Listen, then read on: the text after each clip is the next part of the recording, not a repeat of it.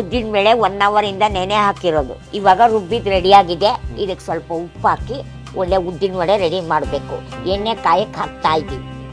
ಪ್ರತಿ ಒಂದು ಸತಿ ಉದ್ದಿನ ವಡೆ ಬಿಡಬೇಕಾದ್ರೂ ಕೈ ನೀರಿನಲ್ಲಿ ಅದ್ಕೊಂಡ್ರೆ ನಮ್ಮ ಕೈಯಿಂದ ಬೇಗ ಜಾರುತ್ತದು.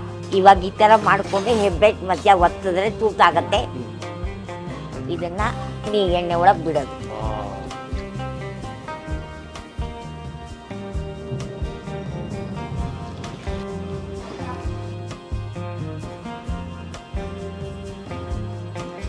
ಇವಾಗ ಚೆನ್ನಾಗಿ ಕಂದು ಬಣ್ಣಕ್ಕೆ ತಿರುಗಿ ಚೆನ್ನಾಗಿ ಉದ್ದಿನ ವಡೆ ಬೆಂದಿದೆ. ಆಗಿರೋ ಮನೇಲಿ ಮಾಡೋ ಅಂತ ಉದ್ದಿನ ವಡೆ. ಅಮ್ಮವ್ರು ಹೇಳ್ದಂಗೆ ಕ್ರಿಸ್ಪಿ ಆಗಿದೆ. ಇದು ಸೋಡಾ ಪುಡಿ ಹಾಕಲ್ದಂಗೆ ಇಷ್ಟು ಕ್ರಿಸ್ಪಿಯಾಗಿ ಸಾಫ್ಟಾಗಿ ಬಂದಿದೆ.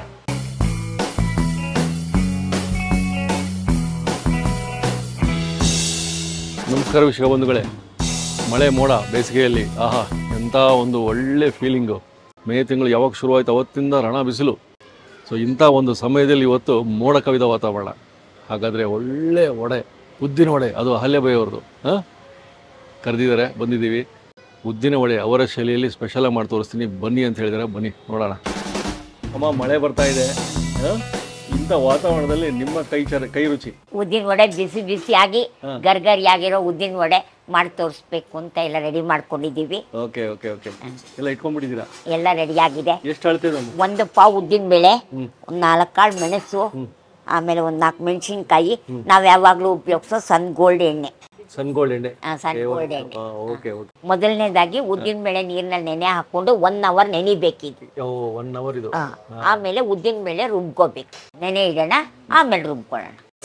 ನೆನೆಸ್ಕೊಳ್ಳೋದಕ್ಕೆಲ್ಲ ನೆನೆಸ್ಕೊಳ್ಳೋದಕ್ಕೆ ಇದಕ್ಕೆ ಒಂದು ನೀರು ತುಂಬೋಂಗೆ ನೀರು ಹಾಕ್ಕೊಂಡು ನೆನೆ ಇಟ್ಕೊಳ್ಳೋದು.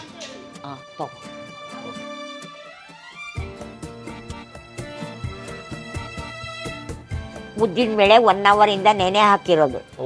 ಇದನ್ನ ನೀರೆಲ್ಲ ಬಸ್ಕೊಂಡು ರುಬ್ಬಕ್ಕೆ ಹಾಕೋಬೇಕು. ಕರೆಕ್ಟಾಗಿದೆ, ನೆಂದಿರೋದು ಕರೆಕ್ಟಾಗಿದೆ. ಬಸ್ಕೋತೀವಿ. ಫೋನ್ಪೇ ಮಾಡೋಕ್ಕಾಗಲ್ಲ. ಇದಕ್ಕೆ 1 ಟೇಬಲ್ ಸ್ಪೂನು ಮೆಣಸು, ಈ 4 ಹಸಿಮೆಣ್ಸಿನ್ಕಾಯಿ ಎಲ್ಲ ರುಬ್ಬಕ್ಕೆ ಹಾಕೋಬೇಕು. ರುಬ್ಬಿ ತೆಗೆದಿದ್ದನ್ನು ಎಣ್ಣೆ ಬಾಣಲೆಯಲ್ಲಿ ಕರಿಬೇಕು.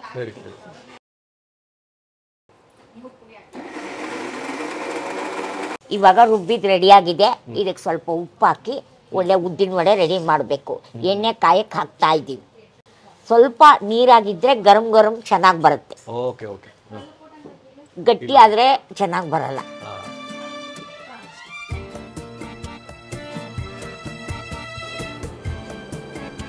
ಇವಾಗ ಉಪ್ಪು ಹಾಕ್ಕೊಂಡು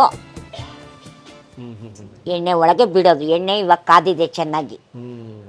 ಉಪ್ಪು ಹಾಕೊಂಡು ರೆಡಿ ಮಾಡ್ಕೋಬೇಕು. ಇದನ್ನು ಪ್ರತಿ ಒಂದು ಸತಿ ಉದ್ದಿನ ವಡೆ ಬಿಡಬೇಕಾದ್ರೂ ಕೈ ನೀರಿನಲ್ಲಿ ಅದ್ಕೊಂಡ್ರೆ ನಮ್ಮ ಕೈಯಿಂದ ಬೇಗ ಜಾರುತ್ತದು.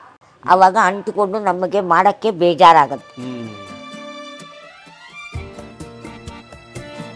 ಪ್ರತಿ ಉದ್ದಿನ ವಡೆ ಹಾಕ್ಬೇಕಾದ್ರೂ ಕೈ ತೇವ ಇರಬೇಕು. ಆವಾಗ ನಮಗೆ ಬೇಗ ಅದರೊಳಗೆ ಎಣ್ಣೆ ಒಳಗೆ ಜಾರಕ್ಕೆ ಅನುಕೂಲ ಆಗುತ್ತೆ. ಇವಾಗ ಈ ಥರ ಮಾಡಿಕೊಂಡೆ ಹೆಬ್ಬೆಟ್ ಮಧ್ಯ ಒತ್ತಿದ್ರೆ ತೂತಾಗತ್ತೆ. ಇದನ್ನು ಎಣ್ಣೆ ಒಳಗೆ ಬಿಡೋದು.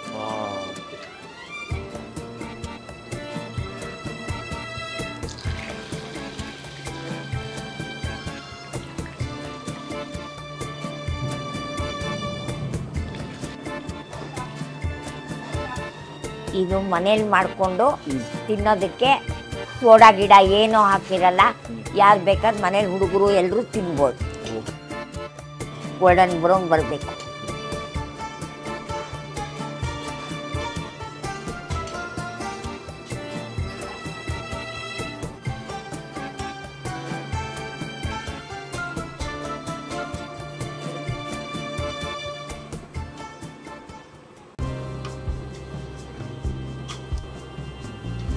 ಇವಾಗ ಚೆನ್ನಾಗಿ ಕಂದು ಬಣ್ಣಕ್ಕೆ ತಿರುಗಿ ಚೆನ್ನಾಗಿ ಉದ್ದಿನ ವಡೆ ಬೆಂದಿದೆ.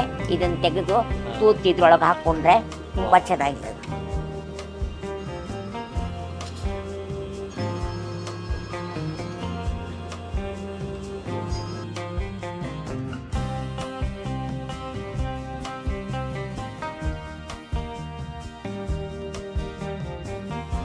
ಇವಾಗ ನಾವು ಮಾಡಿರೋದು ಹಳೆ ಕಾಲದ ಉದ್ದಿನ ವಡೆ. ಹೋಟೆಲ್ ಥರ ದೊಡ್ಡದಲ್ಲ, ಅಂದರೆ ಒಳ್ಳೆ ಕ್ರಿಸ್ಪಿ ಆಗಿರೋ ಮನೇಲಿ ಮಾಡೋ ಅಂಥ ಉದ್ದಿನ ವಡೆ. ಅಮ್ಮ ಉದ್ದಿನ ವಡೆ ರುಚಿ ನೋಡಿ. ನೀವು ನಿಮ್ಮ ಉದ್ದಿನ ವಡೆಗೆ ನಾವು ಕಾಯ್ತಾ ಇದ್ವಿ. ಆಯಿತು. ಹಾಲೆಬಾಯಿ ಅಮ್ಮವ್ರ ಉದ್ದಿನ ವಡೆ ಅಂದರೆ ಅದರ ಶೈಲಿನೇ ಒಂದು ಪುರಾತನ ಹಳೆ ಕಾಲ ಶೈಲಿ ಇರ್ತದೆ. ಅದ್ಭುತವಾಗಿ ಮಾಡಿರ್ತಾರೆ, ಸುಲಭವಾಗೂ ಮಾಡಿರ್ತಾರೆ. ನೋಡ್ಬಿಡೋಣ, ನೀವೆಲ್ಲ ನೋಡಿದ್ರಿ. ನೋಡ್ತೀನಮ್ಮ.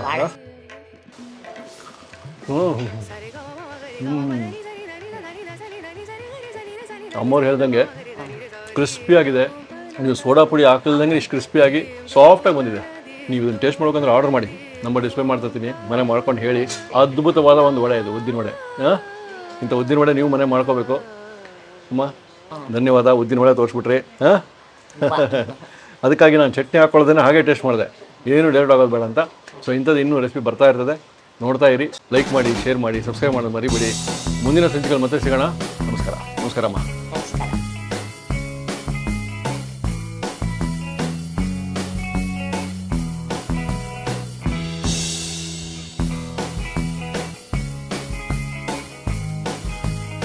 ಇನ್ನೂ ಅನೇಕ ಸ್ವಾದಿಷ್ಟ ರೆಸಿಪಿಗಳಿಗಾಗಿ ಸಬ್ಸ್ಕ್ರೈಬ್ ಮಾಡುವುದನ್ನು ಮರೆಯಬೇಡಿ.